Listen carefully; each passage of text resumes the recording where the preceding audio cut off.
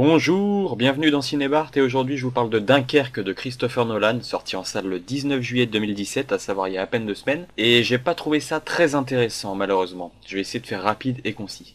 Alors ce film raconte l'évacuation de la ville de Dunkerque en 1940, donc en pleine Seconde Guerre mondiale, donc un énième film traitant de la Seconde Guerre mondiale, pourquoi pas après tout. Le contexte, on a les Anglais qui sont entourés par les Allemands, donc on va suivre les actions d'un pilote d'avion, d'un jeune Anglais et d'une petite famille anglaise sur un bateau qui est censé aller récupérer des soldats un petit peu par-ci par-là sur la plage dans le but de les ramener dans leur pays. Bateau qui va aller sauver des soldats tombés à l'eau par exemple suite à un bombardement d'autres bateaux, ou même aller récupérer en mer un soldat qui s'était fait descendre dans son avion justement, qui était sur le point de couler. La lumière est faite sur les Anglais, les Français, Nolan s'en fiche, apparemment il ne voulait pas les faire intervenir dans son film. Pourtant je suis pas une tête en histoire, mais il me semble, je dis bien il me semble, que les Français ont joué un rôle important dans cette bataille de Dunkerque, au même titre que les Britanniques. Alors je passe en revue les points positifs pour moi, une certaine tension qui est maintenue tout au long du film. On est quand même curieux de voir ce qui va se passer, puisque ce film met davantage l'accent sur l'aspect survie plutôt que sur l'aspect bombardement intensif, défouraillage dans tous les sens. Dans beaucoup de films de guerre, on nous montre que ça dézingue de partout, que très souvent des soldats sont transcendés pendant l'action, ont beaucoup d'adrénaline, et la mise en scène met en avant quelque chose de plutôt grisant,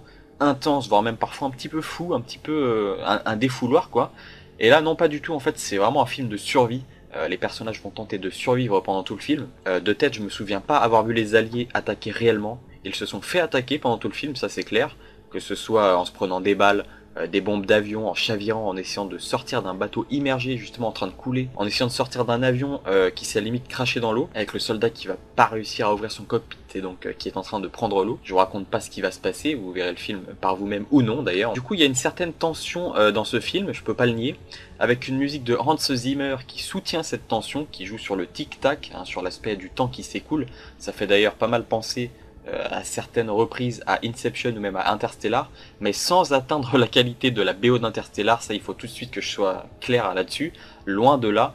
Pour être honnête, j'ai trouvé la BO de Dunkerque assez décevante, plutôt répétitive, voire poussive carrément. J'ai vraiment du mal à comprendre que certains puissent la qualifier comme étant de qualité. Pour ma part c'est très moyen, pas de thème marquant, que de la musique d'ambiance et en plus pas vraiment génial. Dernier point positif pour moi, la photographie. Certains plans sont très jolis, le film n'est pas moche techniquement, ça tient vraiment la route. Voilà, il y a une belle photo et c'est à peu près tout en fait ce que je peux trouver de bien. J'attaque ce qui fâche maintenant, voilà, donc avant toute chose le creux des personnages, voilà, les personnages qui se ressemblent presque quasiment tous. J'ai l'impression qu'ils avaient tous la même tronche, à l'exception peut-être de 2 ou 3 grands maximum. Et encore, ces rares personnages sont peu marquants, sont pas charismatiques pour un sou, au même titre que tout le reste, qui l'est encore moins pour moi. Du coup, il y a un gros manque d'empathie de ma part sur ces personnages, qui ne sont pas travaillés, qui ne sont pas creusés, n'ont aucune profondeur. Apparemment, c'est un choix de la part de Nolan, j'ai lu ça. Mais écoutez, je suis désolé, je vois pas l'intérêt.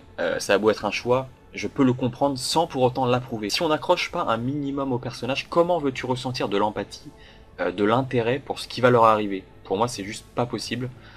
Je vais peut-être paraître un peu cru, mais j'en avais rien à foutre de ce qui pouvait leur arriver. Nolan ne nous donne aucune matière à s'attacher, et du coup, on regarde ça en mode ouais, Osef. Oui, c'est triste, c'est la guerre, il y a des morts. Pourquoi devrais-je être triste pour les personnages de ce film, plus que d'autres qui meurent dans d'autres films, qui sont parfois beaucoup mieux travaillés, plus intéressants, et dans un contexte différent de celui de la guerre? Eh bien écoutez, avec Nolan, on ne sait pas. Ça manque cruellement d'émotion, je trouve, et pour moi, un film qui manque d'émotion, du moins à ce point, ne peut pas être un bon film. Pour moi, un film, c'est une œuvre qui est censée nous transmettre des émotions. Si on y réfléchit, c'est ça la vraie finalité, enfin de mon point de vue du cinéma en tout cas, transmettre des émotions. Et Nolan nous présente des faits de guerre, voilà, du factuel, mais ne nous transporte pas dans une véritable histoire avec des personnages intéressants, donc c'est de la guerre basique. Et qu'est-ce que ce film a de plus que d'autres films de guerre? Eh bien je ne sais pas. Peut-être le côté survie un peu plus prononcé, d'accord, si vous voulez, mais non seulement, comme je l'ai déjà dit, je me suis totalement fichu des personnages, je n'ai pas été ému une seconde, je crois, mais aussi d'autres films le font beaucoup mieux, voilà. Ah oui aussi, je suis pas un professionnel du montage, mais j'ai trouvé qu'il y avait un gros souci au niveau du montage dans ce film. Parfois ça coupe de trop, c'est brouillon, on sait plus exactement quelle action se situe où, notamment avec les scènes d'avion et les plans de face avec les avions, j'ai eu du mal à suivre.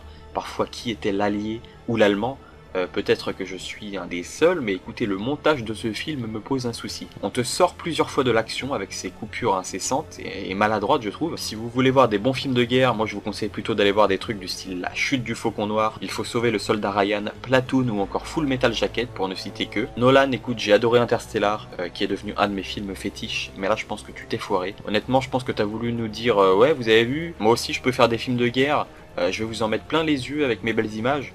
Et voilà, tu m'as rien raconté au final, je me fiche de ton histoire, et je pense que j'aurais oublié ce film rapidement, et qu'il ne restera pas dans les mémoires. Je pense que c'est peut-être l'un des moins bons Christopher Nolan, et je suis désolé pour les fans de Nolan qui vont le soutenir contre vents et marées, mais je pense, à mon humble avis, que quand ton idole fait un truc moyen, il faut le dire, voilà, pour tirer les choses vers le haut, au lieu d'encourager les choses moyennes, facile ou banal. Être fan d'un réalisateur ne doit pas vous faire mettre des œillères en acceptant tout ce qu'il pourra vous servir. À mon avis, c'est plutôt contre-productif. Allez, je m'arrête ici. Des oublis et à plus.